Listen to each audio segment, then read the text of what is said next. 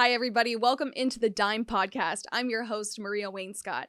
This podcast is for ND students and everybody interested in learning about what the amazing domers in media entertainment are up to. Today, we're sitting down with Patrick Creadon, cinematographer and producer extraordinaire. We are so thrilled to learn about his media experiences and all the advice that he has for folks wanting to break into the space. Today, we also have a special student guest who is a current film, television, and theater major. Her name is Victoria Dominnessey, and she's concentration in film.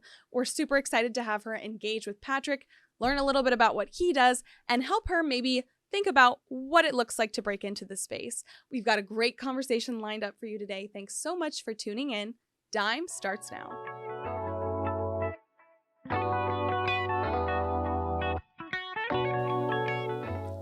Patrick, I want to start off with a quick intro, a little update for our audience with what you've been up to since you've left Notre Dame. It's been a little bit and you've been pretty busy. So Patrick is a phenomenal documentary filmmaker. He is the co-founder of O'Malley Creadon Productions. He specializes in nonfiction storytelling. His projects have screened at film festivals all over the country, many times winning awards and premiering to critical acclaim. Some of his most notable works include Wordplay, Hesburgh, IOUSA, and my personal favorite, Catholics versus Convicts. He is a fantastic representation of Notre Dame in the media entertainment sphere, and we are thrilled to have him with us today. Patrick, welcome to DiME. Thank you very much. And Victoria, we're so thrilled to have you with us too. Victoria is a senior here at the University of Notre Dame. She is double majoring in English and film, television, and theater. Thank you again for being here, and welcome to DiME. Thank you. Guys, I want to jump right into it with you. Of course, I have to start with the iconic Notre Dame question. Why Notre Dame? Why did you choose this place to pursue your passions? Patrick, you want to kick it off? Gosh, for me, I come from a Notre Dame family. So my grandfather came here in 1924, and he came here to play football for Newt Rockne. That was how he ended up here. My father came here. He was the class of 60. So I just grew up in a Notre Dame family, and I always loved being down here. It felt like a place that I would enjoy, and I really did. I came out here. The funny thing about it is when I came here, in my mind, I had this idea that I wanted to make films, and I wanted to make documentary films in particular, but those were not, they just weren't very popular at the time. They weren't as mainstream like they are today. And now I come back and I cannot believe what's happening with FTT and at DPAC, which is just a world-class facility. It is. This booth, we never had anything like this. So cool. It's great to be back, and it's also exciting to see what's going on in the world of media and film and television here at Notre Dame. That's awesome. Victoria? Yeah, I kind of applied here on a whim. Like I said, like my family moved around a lot, so I was never really tied to one specific area that I wanted to go to school. And then when I was living in Hawaii my senior year, I didn't really want to go to any schools in that area, and my dad was just kind of like, oh, you should try for Notre Dame. And of course I'd heard of it because of the prestige and the football program. So I did, not really thinking about it. And then when I got in and got all the decisions back, it was candidly like the best school academically that I got into. And of course you hear about like the Notre Dame alumni network, and I just feel like the people that came here love it, and they speak so highly of it, and I think that's really special. So that definitely contributed to why I chose here. Absolutely. Yeah, we were just talking about that Notre Dame network. It's really amazing, and it's something that I can't even put a price on. It's not something I anticipated when I came here, and it's something that will have a long-lasting impact by the time, we graduate and years beyond. Patrick, I wanted to talk a little bit about your post-college plans. I read a little bit about how when you graduated from Notre Dame, you were thinking, law school, graduated with a political science major, something more strategic and grounding is where your head was thinking you might go in terms of a career path, but maybe your heart was somewhere else. I'm particularly inspired by your ability to pivot. Could you speak a little bit about how you decided to make the decision to go to the American Film Institute, get a master's there, and ultimately pursue a more creative path with your heart? I just always loved movies. I did a little bit of acting when I was a kid, and my siblings and I were in like commercials, and we did some modeling and stuff when we were little. Super And it was cool. really fun. It was fun to be around that and to see how stories get told and how pictures get made and all that sort of stuff. And so that I grew up around that. So that was something that was interesting to me.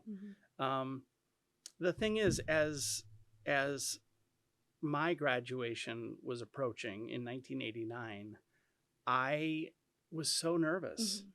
And the thought of becoming a documentary filmmaker in 1989 seemed like such a bad idea. It just didn't seem like that was something that was even, like, how would I make a living doing that or all that sort of thing? Right. Things have changed quite a bit, but the point is that I got out of college. I went home that summer. I painted houses with my brother and a couple of my friends. I had a great time. The fall rolled around. Everyone else was either going back to grad school or going back to school or starting their jobs. And it was a rude awakening. It's like, I'm not going back to school. I know what I want to do. I just don't know how to get there. Right. And eventually I got a job working in public television in Chicago. It was an amazing job, and it was an amazing education for me. And I really learned how to tell stories with a camera and with editing equipment. And I just fell in love with that. And so I was there for 3.5 years. And then I went to graduate school in Los Angeles. I went to the American Film Institute, and I got a master's degree in cinematography. And I've been out there ever since. And so it's been a long road. It's to be completely candid, I don't want to scare you guys because you're seniors in college. It was not until the last couple of years where my wife and I felt like our financial situation wasn't really tricky. You know, there's lots of jobs within the media and entertainment industry that pay pretty well and that have quite a bit of security. Independent documentary filmmaking is not one of those things. It's like a high wire act. There's a lot of risk involved. There's creative risk. There's financial risk. But I really love it. I love working with my wife. She's an amazing partner in work and in real life. And we love the work that we do, and we love the people we've met by doing the work we do. And we've figured it out. We don't have all the answers, but we have figured out how to navigate a career of being filmmakers in the nonfiction space. And it's been incredibly rewarding. I love it. I love what we do. And I feel really privileged that we get to keep doing this. That's amazing. I know you talked about some of those scary reservations, but obviously something that is very difficult to achieve, that hard work, it pays off. And, well, I mean, the thing that's very different about when I was your age and today is that there were like 4 television channels. There was no internet. The bandwidth services was very, very small. Today, the bandwidth there is no bandwidth. Right. It's unlimited bandwidth. That creates opportunities. It also creates challenges. You could make an amazing movie, or you could write an amazing screenplay, or you could be the most amazing sideline reporter in the history of sideline reporting.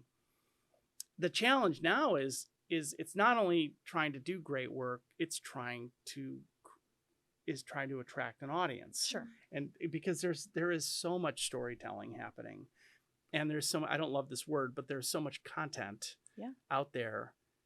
Is that part of having a satisfying career, let's say, or having satisfying work experiences in media, is doing good work and connecting with audiences. It's kind of it's a 2-step.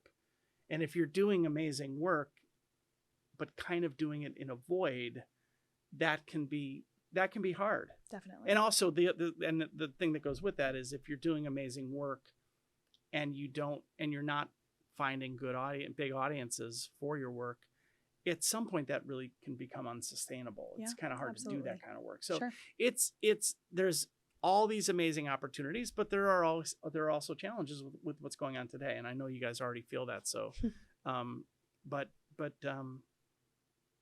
I don't know. It's really strange. It's there was like something crazy that happened a few days ago as Alexei Navalny was murdered.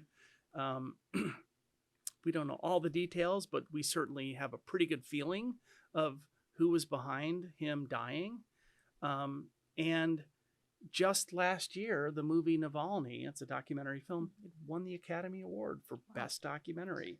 It's an amazing movie. Mm-hmm. And so those that I know, one of the producers, and I got to meet the director who made that film, that scrappy little documentary team of filmmakers, which is probably 4 or 5 people at the core, were able to capture his story forever. That movie will be out there forever. Mm-hmm. And it humanizes this person. So when he died just a few days ago, it was shocking because he died. It was even more shocking because we all feel like we know that person now. Yeah. That to me is why we do what we do. Absolutely. You know, that's why I'll never give up doing these kinds of stories. I love telling stories, and they don't always have to be about dissident political leaders in faraway countries. It can be an amazing college football movie or an amazing story about someone who was inspiring to you, whatever it is, just a famous musician or whatever. But there's something really amazing about nonfiction storytelling and documentary films because they're real stories. Absolutely. And they last for a long, long time. I could read the Navalny story. I could have read that. I could have read everything about him, and I could have done that for 10 years. I would never, ever feel as close to him as that movie makes me feel. So it's why we do what we do. I love that. I was going to actually ask you a question about storytelling, and we'll revisit that a little bit later once we get into a little bit about what Victoria does. I wanted to talk a little bit about what the modern FTT student reality is like. What are you working on, and what are some challenges that maybe you faced as you're thinking about getting into that sphere? Yeah. I mean, obviously with everything, there's some variation, but for me, especially double majoring in English, my interest kind of lies in the writing area. So right now, I'm in a feature writing class, which has been exciting. I think challenges like moving forward or just just thinking about getting into the sphere. Yeah. It's not necessarily the most orthodox industry ever. Yeah. And you want to make your mark. And as Patrick talked about, it's pretty difficult. The bandwidth now is a bit bigger, and especially with streaming services and all sorts of platforms now that people have to subscribe to. When you think about getting involved and making an impact, how does that scare you at all? And maybe Patrick would have some answers for you. I think I am someone who kind of likes a little bit of security and stability. So we all do. Yeah. Wouldn't that be nice? The insecurity you spoke of, especially in terms of writing, I think when the writer's strike was going on, I learned more about that and how like the regularity of jobs is kind of becoming a bit more conflicted. And so if I were to pursue that, there's always the fear that, when's my next job going to happen? I'm only getting paid for this amount of time. And so, sorry, I need to move my mic. No Okay. worries. Yeah. So I think just the job insecurity and, I just feel like a lot of the advice that I've heard is kind of you start from the bottom and work your way up, which is, fair and what you should do in every respect. But just having student loans, I think, coming out of college makes going into a field like this a bit more, feels like it's a little bit more impossible. There is an interesting flip side to that, though, to what you said, which is that there is security with getting a job at a big company that's going to be around for 100 years, or even 20 years or whatever. But at the same time, there's a weird sense of security when you are independent and when you are a freelancer, because I haven't had a job since 1993. I've been a freelancer since I left public television in Chicago 30 years ago. And when you end up working at a large company, and I'm not discouraging you from pursuing that, but when you end up getting a job at a company, there's certain benefits that come with that, and that's certainly nice to have. When you are out in the freelance world, I might have 10 or 12.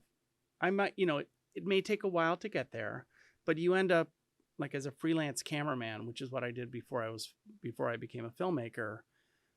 There were like 10 or 12 people who used to hire me all the time. There's an odd sort of security in that.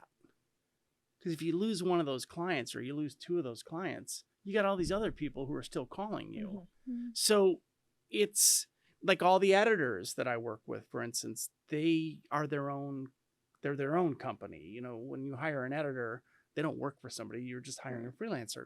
So an editor will come in and they might work on a film for 4 months or 6 months, and then they leave. And after a while, if you're good at what you do and you work well with others, play well with others, mm-hmm. you end up with a situation where there's like multiple offers coming in as you're wrapping up a new project. So that's cool. It goes both ways. But there's something, I mean, during the writer's strike and the SAG-AFTRA strike, most of our friends were out of work. Mm-hmm. This has been a really bad year for a lot of our friends who work in the film and television business. Mm-hmm. It didn't even affect Christine and I. Mm-hmm. We were, because we're in nonfiction, but we were busy doing other projects that didn't involve any of the guilds or any of the other unions. I'm in the Directors Guild, and we had a contract, so it didn't affect me. But I'm just saying, like, it's sometimes when you go for that security, mm-hmm. it goes away. Mm-hmm. And there's a lot of my friends who had great jobs over the years that walked in one day and they didn't have a job anymore. So I'm not trying to freak you out, but I do think that the scariness of being a freelancer and working independently in the media business, whether it's making commercials or making films or making television mm-hmm. shows or doing podcasts or you name it, it's like the first year is going to be the hardest. And then eventually it's sort of like the strong survive. Mm-hmm. And I don't mean strong. I just mean like people who are reliable mm-hmm. and they are good, decent, hardworking people, and they're kind and they're creative. Those people almost always rise to the top mm-hmm. and stay busy. Mm-hmm. And it's something to keep in mind. I mean, I believe me, I was there when I was your age and I was really nervous about doing this. And I'm so happy I did it. Yeah. And so it's good to consider all those options. Definitely. Yeah. It sounds mm-hmm. like it's definitely been incredibly rewarding. And, as a viewer of your work, it's certainly been so fruitful to watch the stories that you convey through the work. Segueing back to talking about storytelling, I really wanted to ask this question to both of you. Mm-hmm. So whether it's about Patrick and a project that you've particularly worked on, or Victoria, maybe something that you've done for a class or a project that you've done for an internship, what is one project you've worked on that's taught you about the importance of storytelling? Go for it. Yeah, so my student documentary that I made with my partner, last semester, that was incredibly rewarding and a really special class. But in that, it was interesting because it was a new kind of storytelling to take on. Because, you prepare for these things and you do as much research as possible mm-hmm. and have your questions ready. But when you get there, you never know what's going to happen or what you're going to catch on camera or what situations you'll end up with. And so you leave with this mass of material and then you kind of sit down in the editing room, which I think I love because it's a lot like writing. And you have to find a new way to frame the story that you didn't initially come in with. You just gather everything you can, and then it becomes a form of storytelling after the fact, after you've shot everything in a lot of ways. So that was interesting. And then also my subject, he just kind of, it was funny because he's a very interesting character. But he's also just like a guy who works at a restaurant. And so I think it's funny that people that you see every day just have these really compelling stories behind them, and being able to convey that was really special. Yeah, and you being the vessel to convey that story, I think is so beautiful. And I think Notre Dame does such a fantastic job with the current FTT students, giving them the tools to be able to teach how to tell a good story. Tell, the story that someone who works at a restaurant might not want to share on their everyday day job. So I commend you for that, and congratulations on that film. Thanks. Yeah, congrats. Thank you. Patrick? I mean, I definitely have a strong connection to all the work we've done, because it's kind of hard to do something. It's hard to spend like a couple of years on something if you don't already have some reason to want to do it. Right. I will always have a really strong connection to our first film because it was a movie called Wordplay, and I made it with my wife, Christine, and two of my best friends, and it was so great, and it did really well, and it was well received, and it was just great. Yeah. So that's a really special project for us. But, and I'm not just saying this because I'm on campus today, but making Catholics versus Convicts was incredibly rewarding because the star of that movie obviously is the players who played for Notre Dame and who played for Miami, Coach Holtz, Coach Johnson.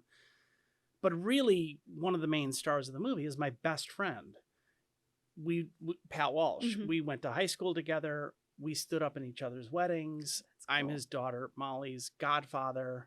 We're just really, really, really close, and he's almost like a brother. We were roommates at Notre Dame, and Catholics versus Convicts has always been a cloud that hung over his head since it happened. Because for people who don't know that story, Walshy had two dreams in his life. He wanted to become a really successful entrepreneur, and he wanted to become the walk-on at Notre Dame for basketball. Nice. And those two things collided spectacularly when on October 15th, 1988, when Notre Dame played Miami here in the stadium. And what happened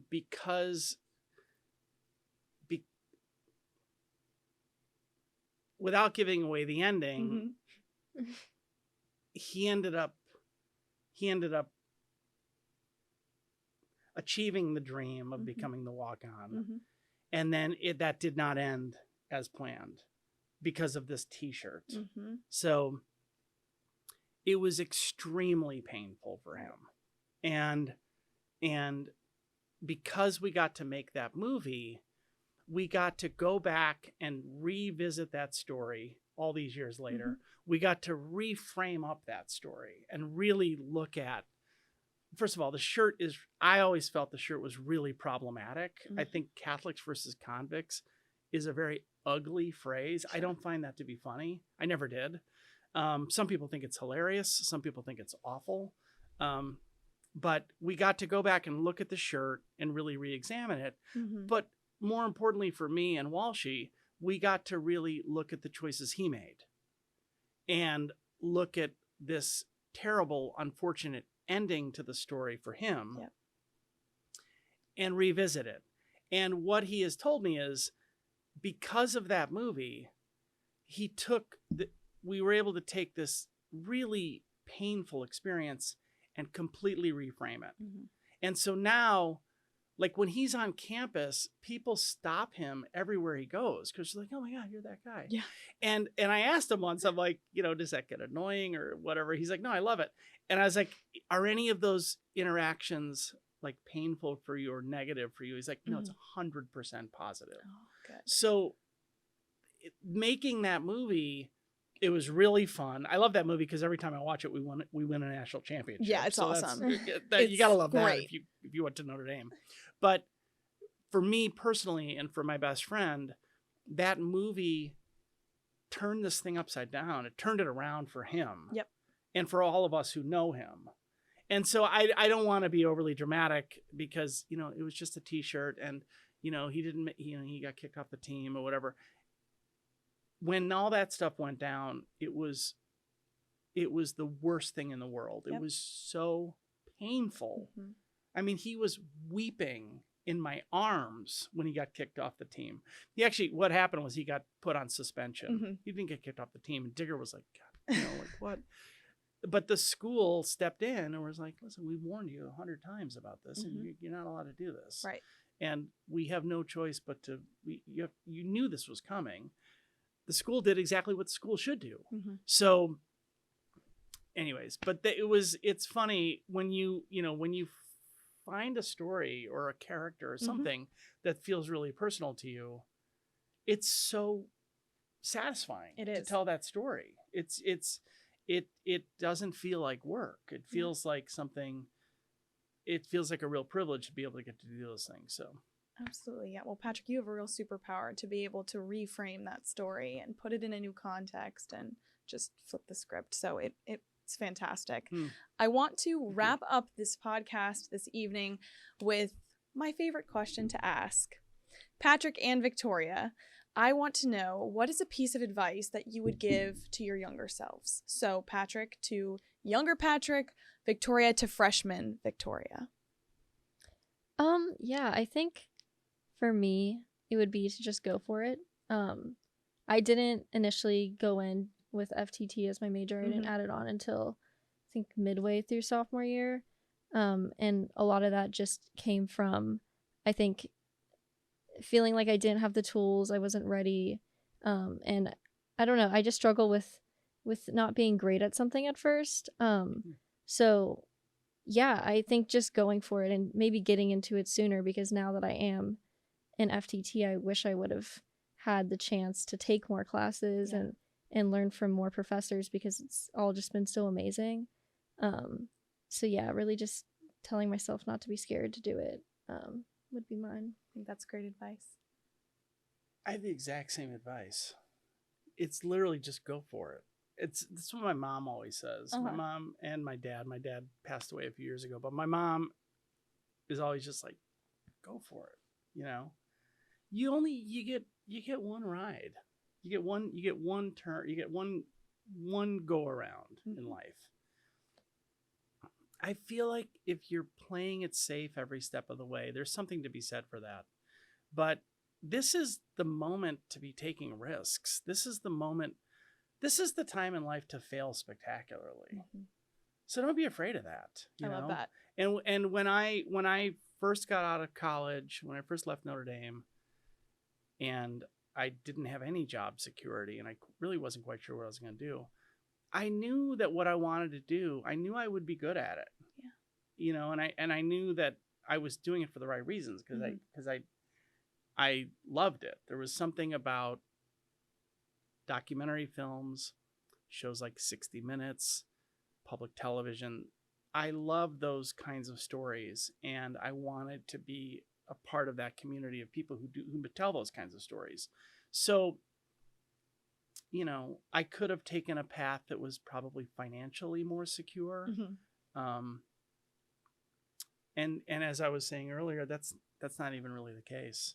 And there's quite a few folks that I know and classmates of mine who life will throw you a curveball, even if you are taking the safest path. So I think that at the end of the day, I think for any of you folks who are trying to figure out what you want to do in your life and what you want to do as far as careers and building a life for yourself, you have to, first and foremost, you have to get to know yourself. Yeah. You just have to know like what you like to do and who are your heroes, you know, like figure out what kind of a life do I want to build, and hopefully your motivations are motivations that'll stand the test of time. You know, if you want to drive a really nice car 2 years out of college, you may be able to achieve that, and there's nothing wrong with that, but you may not love what gets you there. You may not love the job that you have to do to make that car payment. Sure. And eventually that kind of runs out of steam. So yeah, that's you just gotta go for it. I love those pieces of advice. Yeah. Well, it's actually one piece of advice, just from two different people, but it's the same advice. There you go. I love it. I'm definitely going to take that to heart and jump right in. Thank you both so much for sharing your experiences with us today on the podcast. It's been such an honor to get to know you and chat about everything that's going on. That's all the time we have here today for the DiME podcast. We're signing off. Awesome. Thanks so much. Thank you.